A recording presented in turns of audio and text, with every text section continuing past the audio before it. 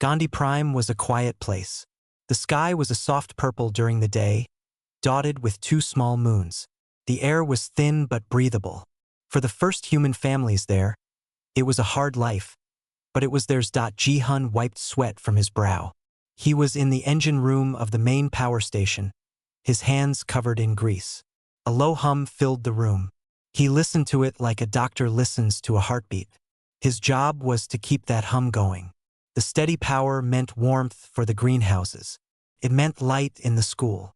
Almost done, he said to himself, tightening a final bolt. Outside, his wife, Sumin, was with the children. She was a teacher. The school was just a large prefabricated building, but she had filled it with drawings from Earth and the few flowers that grew in the settlement's garden. Today, they were learning about constellations, but the stars here were different. Look, Jay, Sumin said, pointing to a data pad. That bright cluster there? The one that looks like a kettle? Your dad and I call that home, because it points back to where we came from. 6 years old with her father's serious eyes, squinted at the screen. But this is home, Mama. Sumin smiled, her heart feeling full and heavy at the same time. You're right. This is home now. In the small command center, Major Tae-suk scrolled through a dull report. His job was defense, but there was nothing to defend against. Gandhi Prime was a speck of dust. It had no special resources. The United Earth Confederacy had sent a small orbital platform, a few old patrol ships, and him. It was a quiet post, a place to end a career. He watched the sensor feeds. Empty space, painted with unfamiliar stars. A soft beep made him look up. Ensign Min-ji, his junior, turned from her station. Major, a ghost signal on the long-range scan. Sector Theta 7. It's faint. Tae-suk walked over, his joints stiff from sitting. The signal was just a blur, probably a sensor echo, or a piece of comet ice. He had seen 100 such blips that came to nothing. It's moving against the stellar drift, sir, Min-ji said, her voice unsure. Tae-suk sighed. He sent a routine query to the UEC network. The answer came back quickly, a text on his screen. Unidentified vessel matches profile of Kthari long-range observer. Species is pacifist and reclusive. No threat. Maintain observation. Do not provoke. He read it to Min-ji. See? Pacifist. Observers. They probably just want to look at the new neighbors. Keep watching it, but stand down the alert. Back in the settlement, the day ended. The purple sky deepened to a velvety black. Ji-hun walked home, his boots leaving prints in the reddish dust. He could smell the communal kitchen, a simple stew of vat-grown protein and local tubers. It was not fancy, but it was warm. He found Sumin and Ji at their small table. Ji was chattering about her day. And then we drew pictures of the new stars, and I drew our house, and teacher said I have a good eye. Ji-hun listened, soaking in the sound. This was the whole point of it. The hard work, the distance from Earth, the loneliness. It was for this. A table, a warm meal, a child's future. He reached over and smoothed Ji's hair. She grinned at him, a gap where a tooth had fallen out. Later, after Ji was asleep, Ji-hun and Sumin sat outside their pod. They looked up at the strange, beautiful sky. Do you ever miss it? Sumin asked quietly. Earth? Real trees? An ocean? Every day, Ji-hun said, putting an arm around her. But then I think Ji will know the sky is hers. She'll build on what we started. Her children will swim in lakes we haven't even dug yet. He pointed to a bright, steady light moving slowly overhead. See that? That's the orbital platform. Tae-suk's up there, watching over us all. It's safe here. In the quiet command center, Tae-suk watched the blip on the screen. It had stopped moving. It just hung there at the very edge of the system, observing. He thought about the report. Pacifist. He had read the brief on the Kthari. They were elegant, intelligent. They believed in the balance of the galaxy. They were not like the warlike species from the old stories. He poured himself a cup of cold coffee. It was just another night. Down below, 800 people were sleeping, working, dreaming. A community was taking root. A simple, hard, hopeful life. He did not think about war. War was loud and full of fire. This silence was peaceful. He watched the steady heartbeat of life signs from the settlement scroll down his secondary monitor. All normal. All quiet. On the view screen, the distant Kthari vessel sat silently. It did not scan for weapons. It did not probe the defenses. Its sophisticated sensors mapped something else entirely. It mapped the heat signatures of the settlement, isolating the smaller, specific thermal patterns. It listened for the distinct, higher-pitched frequencies of young voices caught on stray comms. It calculated, cataloged, and confirmed. The harvest would be very efficient. The morning on Gandhi Prime began like any other. The first sun rose, painting the purple sky with streaks of orange. Jihan kissed Sumin goodbye and walked to the power station. Ji ran ahead to meet her friends by the greenhouse. Her small backpack bouncing on the orbital platform. Tae-suk was ending his night shift. He was tired. The strange ship was still there, a silent dot on the edge of the screen. It had not moved for days. It was boring. He was about to hand over command to the day officer when a new alert chimed. "Major," Ensign Minji said. Her voice was tense. "The vessel is deploying something. Multiple small objects. They are separating from the main ship." Tae-suk was instantly awake. He leaned over her station. "Weapons? Missiles?" "No, sir," Minji said, her fingers flying over the controls. "The signature is wrong. Too small, too slow. They are pods. Dozens of them. They are entering a very shallow descent trajectory." A cold feeling settled in Tae-suk's stomach. Destination. The computer calculated. A map of Gandhi Prime appeared. A flashing red arc landed directly over the human settlement. Not on the defense platform. Not on the landing pads. Right on the homes. "Sound the general alarm," Tae-suk ordered, his voice sharp. "Get me a channel to settlement security. Now!" Down below, the first alarms began to wail. It was a sound no one had ever heard before. It was a harsh, electronic scream across the whole settlement. People stopped their work. They looked up from their gardens and their machines. Jihan heard it in the engine room. He dropped his tool and ran to the door. In the street, people were confused.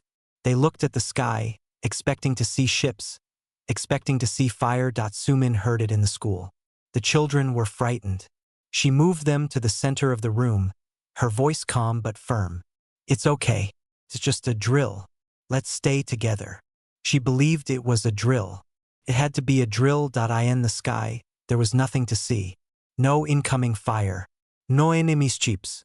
The pods were small and dark. They fell silently through the atmosphere.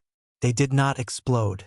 At a certain height, each one simply dissolved, like a sugar cube in water. They released a fine, invisible mist that drifted down on the gentle morning wind. Tae-suk watched it all on his sensors. The pods dispersed. There was no energy burst. No chemical weapon signature. His scanners showed a benign, organic particulate cloud. It made no sense. "Report from the settlement," Minji called out. "No impacts. No damage. People are asking what the alarm is for." Tae-suk stared at the data. Tell them to go to shelters until we know more. And get me a direct line to UEC command. Priority 1. The mist settled. It coated the walkways, the rooftops, the leaves in the greenhouse. It was odorless. It was harmless. People brushed it off their shoulders, puzzled. Ai and her friends looked up, letting the fine dust settle on their upturned faces, giggling at the oddness of it. The alarm stopped. An uneasy quiet returned. Over the public speakers, a voice crackled. It was the settlement leader. "Please remain calm. We are investigating. Return to your homes or workplaces for now. This appears to be a non-aggressive action. Repeat, no attack has occurred." Slowly, life tried to start again. But the fear lingered. Jihan found Sumin and Je at the school. He hugged them tightly, feeling the quick beat of his own heart. "What was that?" Sumin whispered. "I don't know," Jihan said. He looked at Ji. She seemed fine, just a little dusty. He wiped her cheek with his thumb. Then, 3 days later, Ji woke up crying. "It hurts, Mama," she sobbed, clutching her stomach. Her skin was very hot. Sumin held her, rocking her. She thought it was a sudden fever. She gave her medicine and cool water. But by noon, Ji could not keep the water down. Her breathing became fast and shallow. Jihan ran to the medical clinic. It was full. Every bed was taken. Every chair held a limp, feverish child. Doctors and nurses moved with a frantic, helpless speed. The adults were not sick. Only the children. Every single child under the age of 12. The head doctor, a woman named Hygiene, had tears of frustration in her eyes. "We don't know what it is. Their cells, it's like they are just falling apart. There's no pathogen to fight. It's their own bodies turning on themselves." Jihan carried Ji back home. There was nothing else to do. He and Sumin sat on the floor with her, holding her hands. They told her stories. They sang her favorite songs. On the orbital platform, Taesuk received the grim reports. The medical data streamed to his screen. He saw the graphs, the catastrophic cellular decay. It was not random. It was perfectly targeted. He looked back at the data from the pods. The benign organic mist. It wasn't a weapon. It was a key that only fit one lock. The DNA of a human child. He felt a nausea that had nothing to do with space. This was not war. This was gardening. This was weeding. In their small home, Ji's cries grew weaker. She looked at her mother, her eyes wide and scared. "Mama? I'm here, my love," Sumin whispered, her voice breaking. "I'm right here." Ji took one last, shaky breath. Then she was still. The silence in the room was the loudest sound Jihan had ever heard. All across the settlement, the same terrible quiet filled the homes. The future of Gandhi Prime was gone. A single, unified broadcast then pierced the silence of every comm system. From the orbital platform to Jihan's personal datapad, it was a voice translated into flat, clear English. It held no hate. It held no emotion at all. The grove is pruned. The aggressive strain is contained. Expansion ceases here. Then, on Taesuk's main screen, he saw the Kthari vessel turn smoothly. Its engines flared once, a cool blue light, and it slipped away into the deep dark, leaving only grief and silence behind. The silence was the first thing everyone noticed. The settlement on Gandhi Prime was quiet. There were no sounds of children playing, no shouts from the schoolyard, no little feet running down the metal walkways. The quiet was heavy. It pressed down on everything. Jihan and Sumin sat in their home. They did not speak. The space where Ji should have been felt like a hole in the world. Sumin held one of her daughter's shirts. She did not cry anymore. Her eyes were dry and empty. Jihan stared at the wall. His hands, usually busy fixing things, lay still in his lap. There was nothing to fix it on the orbital platform. Taesuk moved through his duties like a machine. He filed his reports. He gave orders to his small crew. His voice was flat. He had sent the full record of what happened to United Earth Confederacy Command. The attack, the targeted sickness, the children. He waited for a response. He expected outrage. He expected a declaration of war. He expected something loud. The response came. It was not what he expected. The message was text only. It was brief. It read, UEC Directive Alpha 79. All military personnel on Gandhi Prime are to stand down. Do not pursue. Do not engage. Await evacuation. Civilian government is suspended. Await instructions. Taesuk read it 3 times. Stand down? Do not pursue? He thought of the Kthari ship, gliding away. He thought of the clinic full of still, small bodies. A hot anger rose in his chest for the first time. He slammed his fist on the console. The crew jumped, looking at him. Sir? Ensign Minji asked softly. He took a deep breath. The anger faded, leaving only cold ash. He was a soldier. He followed orders. You saw the directive, he said, his voice hollow. Power down the weapon systems.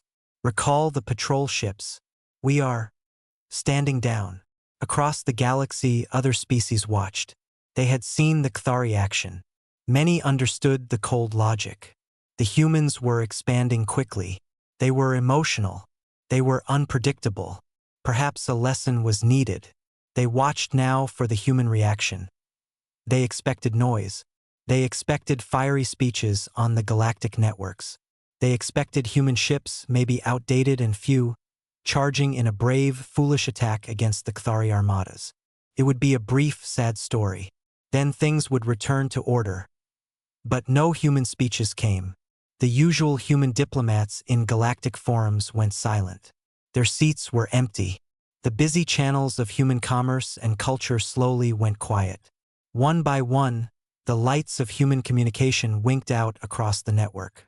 It was as if a blanket had been thrown over them. On Earth and the core colonies, something was happening. But it was not public. In a secure bunker deep under a mountain, a group of people met. They were not all soldiers. There were historians like a man named June. There were scientists like a woman named Mikyung. There were engineers and farmers and teachers who had lost family on frontier worlds like Gandhi Prime. June spoke quietly. He did not yell. He showed data. He showed history. Not human history, but the history of the galaxy. He pointed to other species that had been pruned by the Cathari and others like them. They were gone now. They were footnotes. Their worlds were empty. They do not understand us, June said. His face was pale and serious. They see our love for our children as a weakness, a sentimental attachment. They think because we feel it deeply, we are soft. They are wrong. That love is the strongest thing we have. It is the reason we build. It is also the reason we will burn everything down. He proposed a plan. It was not a plan for a battle. It was a plan for an unmaking. The room was silent as he spoke. On Gandhi Prime, the evacuation ships arrived. They were simple, gray transport vessels. The people walked up the ramps in silence. They carried little. What was there to take? Ji-hun and Sumin boarded without looking back. Their home was a tomb. As the ship lifted off, Tae-suk watched from the platform. He was the last to leave. He looked down at the quiet, empty settlement below. The greenhouses would wither. The power would fail. The wind would blow dust through the open doors. It was over. The galaxy waited for the human cry of pain, the scream of rage. It heard nothing. The silence stretched for weeks, then months. It became unnerving. The Cathari, who had expected either surrender or a futile attack, were puzzled. Their analysts reported that human society seemed to be in a state of shock. Perhaps they had finally been broken. They did not see the quiet shifts. They did not see the factories on distant human asteroids being retooled. They did not see the training of soldiers for missions that had no glory. They did not see the scientists working on problems of biology and ecology, not physics and weapons. They did not see Ji-hun in a new, plain uniform, learning not to pilot a fighter, but to operate a terraforming virus dispenser. They did not see Sumin, her eyes still empty, using her knowledge of child development to help understand how to break the growth cycle of an entire species. The humans had not gone away. They had simply turned inward. They had looked at their own hearts, at the dark place where love for their children lived, and they had found a cold, endless well of resolve there. They were not preparing a shout. They were preparing a whisper that would erase a name from the galaxy. The silence was not the end. It was the moment before the storm, and the galaxy, waiting for a noise that never came, began to feel a new kind of fear. One standard year to the day after Gandhi Prime, the silence broke. Across the human worlds, every public screen flickered to life at the same moment. The image was not of a general in a uniform. It was not of a politician on a grand stage. It was a simple room with a plain metal desk. A man sat behind it. He was older, with gray in his hair. He wore simple glasses. His name was June. He was a historian. His face was calm. There was no anger in his eyes. There was no plea for justice. He looked directly into the camera, and he began to speak in a clear, quiet voice. "People of Earth and all her colonies," he said. "1 year ago, an act was committed against us. It was not an act of war as we understand it. It was an act of pruning. The Cathari species removed our future. They killed our children not to conquer land, but to stop an idea. The idea that we would grow. He paused. On millions of worlds, humans stopped what they were doing. They listened. In a small apartment on a crowded colony, Ji-hun and Sumin watched, their hands clasped tightly together. The galaxy expects a response, June continued. They expect either our surrender or a wave of rage. They believe these are the only two options for an emotional species. They are wrong. He leaned forward slightly. His gaze felt like it could pin you to your seat. We have spent this year in thought. We have studied the Kthari. We have studied their history of balance. We have studied our own history, and from this we have formed a single principle. It is not a threat. It is a fact. It is now the law of humanity. The screen changed. A single line of text appeared, written in plain, block letters. The Kuhlman Doctrine. For every human child taken, the responsible species forfeits its future entirely. June's voice returned as the words hung in the air. This does not mean killing soldiers. It does not mean destroying ships. It means the end of their biological line, the end of their cultural memory, the end of their ability to feed themselves, the total and permanent erasure of their potential. They turned our children to dust. We will return the favor to their entire civilization. In living rooms and barracks, people stared. The scale of it was too big to understand at first. It wasn't revenge. It was annihilation. This is not a call to arms, June said, his voice still terribly calm. It is a call to work. Our enemy is not the Kthari soldier. Our enemy is their next harvest, their next song, their next generation. We will target the foundation of their existence. We will be gardeners, too, and we will prune their entire tree, root and branch. The screen changed again. It showed blueprints, not for weapons but for tailored bacteria that could spoil entire planetary ecologies. It showed code designed to dismantle a species' digital history. It showed diagrams of subtle, silent ships built not for battle, but for sowing silence. All non-essential communication with the galactic community will cease, June stated. We are no longer participants in their community. We are a force of nature. We are the consequence. Do not look for our battles. Look for the quiet places where things stop growing. The broadcast ended. The screens went black. Across the galaxy, other species heard the translation. At first, there was disbelief. Then, laughter. The Kthari High Council watched from their elegant chambers. They saw the angry speeches of other, hotter-headed species. This was different. It was absurd. They are bluffing, the lead Kthari, known as the coordinator, said. Its voice was a soft chime. It is a performance of grief. A grand story they tell themselves. Their technology is primitive. Their military is scattered. They speak of erasing a future, but they cannot even win a fight. The coordinator dismissed it. The humans were emotional. They were making poetry out of their pain. It was a pathetic and final cry. The Kthari continued their work.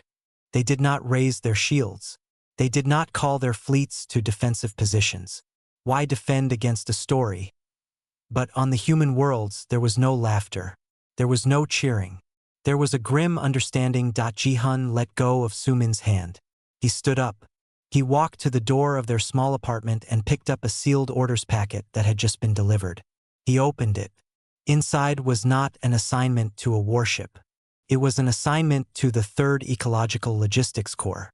His new rank was listed as Sower. Sumin received her own packet an hour later. Her background in education and child development had been noted. She was assigned to the Xenocultural Analysis Division. Her title was Archivist. Her job was to help find the points where a culture could be unraveled. They looked at each other. The grief was still there, a solid weight in Ji-hun's chest, a cold stone in Sumin's stomach, but now it had a direction. It had a purpose. It was not a fire to be shouted. It was a tool to be used. The great shift was invisible. Freighters changed their routes. Universities changed their research. Factories stopped making consumer goods and started making trillions of tiny, silent dispersal units. Humanity did not declare war. It simply turned its face away from the galaxy, rolled up its sleeves, and went to work. They were not soldiers preparing for glory. They were technicians preparing a grave. And the first seed of that silence was already moving through the dark, headed for the nearest Kthari agricultural world. The Kthari world was called Alanis. It was a gentle place of wide, blue grasses and shallow, calm seas. It was not a home world. It was a breadbasket. Its fields fed 20 other Kthari planets. The work there was peaceful. The Kthari managers oversaw elegant machines that tended the crops under a warm sun. They felt safe. The humans were far away, and they were weak with grief that I in the dark space beyond Alanis. A small human ship drifted. It was called the Whisper. It was not shaped like a warship. It had no guns, no blazing engines. It was a jagged, black piece of nothing, designed to be invisible. This crew was 3 people. Jihan sat at the control console. His hands were steady. He wore a simple jumpsuit. On a small screen next to him was a picture of Ge, smiling with her missing tooth. He did not look at it often. He kept it there to remember the reason, not to feel the pain. The pain was a tool now. He had learned to use it to keep his focus sharp. His crewmate, a young woman named Deun, monitored the biological payload. "The carrier medium is stable," she said softly. "Dormant until atmospheric entry." The third crew member, an older man named Song, watched the Kthari traffic patterns on his screen. "No patrols in this sector," he mumbled. "They are not looking for us. They are looking for an army." Yihan nodded. This was the first test of the new way. The Kuhlman Doctrine was just words on a screen. Tonight they would make it real. "Initiate the drop," Jihan said. His voice was quiet in the silent cabin. Deun pressed a sequence of keys. A silent hatch opened on the belly of the Whisper. Dozens of small pods, no bigger than water bottles, fell out. They were not bombs. They were seeds of a different kind. They tumbled into the gravity of Alanis. The pods hit the atmosphere. Their outer shells burned away. Inside each one was a tiny, tough spore, engineered by human scientists like Mikyung. It was not a poison. It was a competitor. A fast-growing, aggressive fungus that loved the same nutrients as the primary Kthari grain. And it was designed to release a chemical that made the Kthari grain sterile, unable to produce the next season's seeds. The spores scattered on the wind over the great fields. They settled into the soil unseen. The Whisper turned and slid back into the deeper dark, its job done. There was no explosion to mark its success. Only a faint, biological signature that the Kthari sensors, tuned for weapons and ships, dismissed as natural dust. Weeks passed. On Alanis, the first signs were confusing. Patches of a strange, purple fungus appeared in the fields. The Kthari agricultural machines sprayed standard treatments. The fungus died back, but a week later it returned, thicker. The grain plants around it grew pale. When the harvest time came, the seed heads were empty, hollow husks. The managers reported it as a puzzling local blight, a problem for botanists, not soldiers. Meanwhile, in the digital realm, a different attack unfolded. A woman named Hygiene sat in a dark room on a human asteroid. Her screens were filled with flowing Kthari symbols. Their entire history, their art, their knowledge was stored in a shared network. They called it the Song of Memory. Hygiene had been a hacker before. Now she was a librarian of silence. She had studied the Kthari digital language for a year. She did not plant a virus to crash their systems. That would be fixed. Instead, she wrote a quiet, clever worm. It searched for foundational files, the oldest songs, the first records, the core myths, and it began to change them. It swapped words for similar, but wrong words. It altered dates by small amounts. It subtly distorted images. The changes were tiny, each one meaningless. But the worm made millions of them. Over days, the Song of Memory began to warble. A historian would find a key date was wrong. A student would notice the words of a great poem didn't rhyme anymore. The foundation of their past was getting cracks no one could find. It just felt unreliable. Back on Alanis, the blight spread. It jumped to new fields. The grain yield dropped by 20%. then 40. Reports went from puzzled to concerned. They requested emergency food shipments from other worlds. The Kthari coordinator finally saw the reports from Alanis and the complaints about the song glitches. It frowned, a slow movement of its smooth face. Coincidence, surely. A natural pest. A software error. It was annoying but not an attack. Where were the human warships? Where was the battle? But on the Whisper, heading to its next target, Jihan read the estimates. He looked at the picture of his daughter.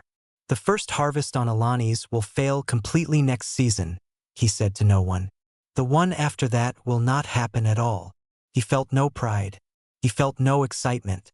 He felt like a man doing a hard, necessary job. He was a gardener planting a crop of silence. And the first green shoots of that silence were breaking the soil of the Kthari world, pale, hollow, and still. 20 years had passed since Gandhi Prime. The Kthari species was dying. It was not dying in a flash of fire, but in a long, slow sigh. Their worlds were quiet. Their great fields had turned to gray dust or were choked by hardy, useless weeds. Their storehouses were empty. Their people were hungry all the time. Their song of memory was now broken. The old stories made no sense. The histories contradicted themselves. The young could not learn who they were because the records lied. A great confusion sat in the mind of their race. They stopped singing new songs. The coordinator was old now. His once smooth skin was dull. It stood on a balcony, looking out over a city that was too quiet. It finally understood. The humans had not been bluffing. They had not declared a war. They had declared an end. They were not fighting the Kthari army. They were deleting the Kthari future. The final human target was a world named Lyra. It was a special place. It was a nursery world. Here, the Kthari young spent their first years in gentle pools of light, learning the fragments of the song that still remained. It was the last place where their future still tried to grow. The human ship that approached was not the Whisper. That ship was gone. This one was called the Resolve. Jihan was its commander. His hair was gray at the temples. His face was lined, not with age, but with the weight of years of silent work. He had poisoned fields. He had crippled factories. He had become very good at ending things. On a screen in his cabin was a new picture. It was a data schematic of the Kthari young. Their unique biology. A scientist named Sumin had helped design this part of the plan. She was one of the best archivers. She understood how life was built, and how it could be unbuilt.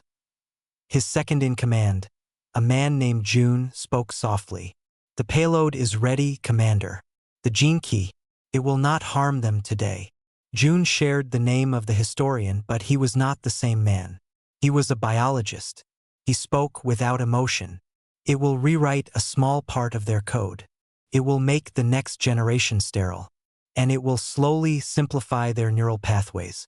In 50 years, the Kthari will be a species that cannot think beyond basic needs. Then, they will fade. Jihan stared at the schematic.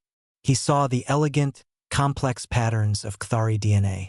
It was beautiful in its way. He thought of Ji. He had not heard her laugh in 2 decades. The memory was like an old, faded photograph.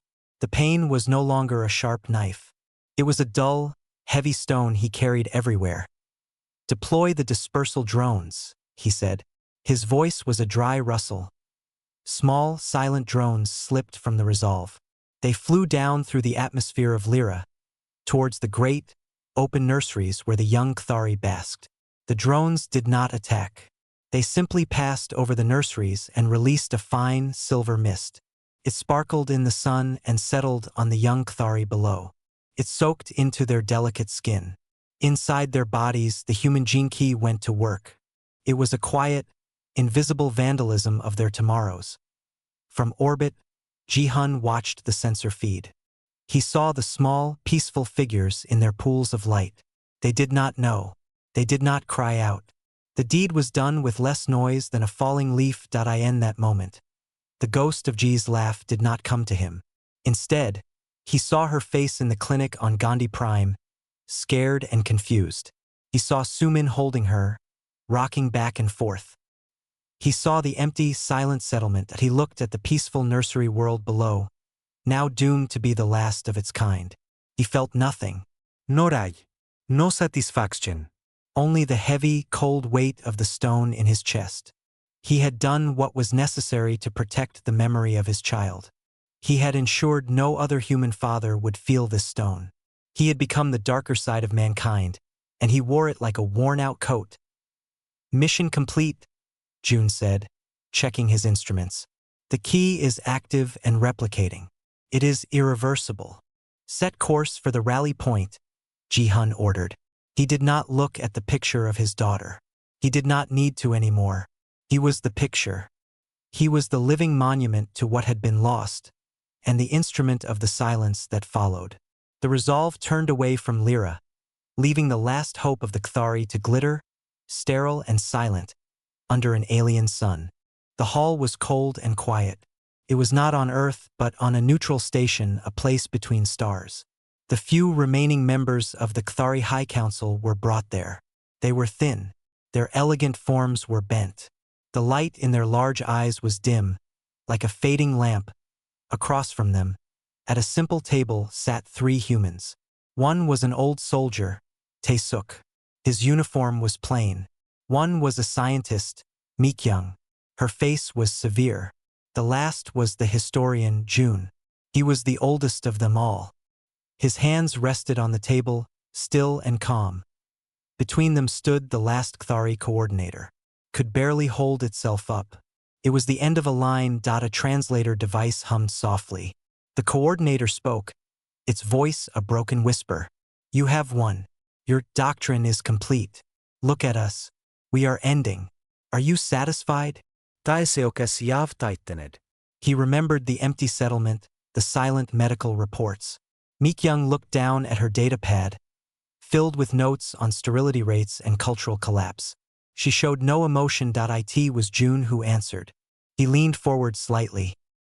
His voice was not loud, but it filled the cold room. Satisfied? No, that is not the word. He looked at the coordinator, not with hate, but with a terrible, clear understanding. You made a mistake, June said. You saw our love. You saw how we held our children. You saw the joy they brought us. You saw our gardens, our schools, our messy, happy homes. And you thought it made us weak. You thought that because we felt it so deeply, we would break when it was taken. The coordinator was silent, listening to its own end explained to it. You did not study our history, June continued. Not the proud chapters, the dark ones, the winters of starvation, the ashes of cities, the times when our backs were against the wall, with nothing left to lose but our own existence. In those times, we learned a simple truth. A species that loves its children deeply is not weak. It is the most dangerous thing in creation, because it will do anything, become anything to protect the idea of a future, even if it must burn its own soul to do it. He gestured slowly to the dying alien before him. You did not fight soldiers. You fought fathers and mothers. You fought historians and farmers and engineers. You forced us to choose between the light we preferred, the love, the joy, the building, and the simple, cold will to survive. You forced us to look into the darkest corner of our own hearts. And you did not like what we found there. We did not like it either. The coordinator shivered. You became monsters. You became what you hated. June nodded. A slow, heavy movement. Yes, for a time. We became the perfect answer to your perfect logic. You pruned a branch, so we salted the earth so nothing would ever grow again. Not for you. You showed us a universe where kindness is a target, so we removed the kindness. We showed you only the steel beneath. He paused, looking at his old, thin hands on the table. The galaxy will fear us now. They will tell stories of the humans who erase civilizations. They will be right to fear. We have shown them a side of us we wished did not exist. We will live with that. We will carry that silence with us. Forever. It is the price for our children's memory. The coordinator seemed to shrink further. The last of its energy was gone. It had come for a fight, for a shout, for an enemy to blame. It found only a sad old man telling a simple, terrible truth.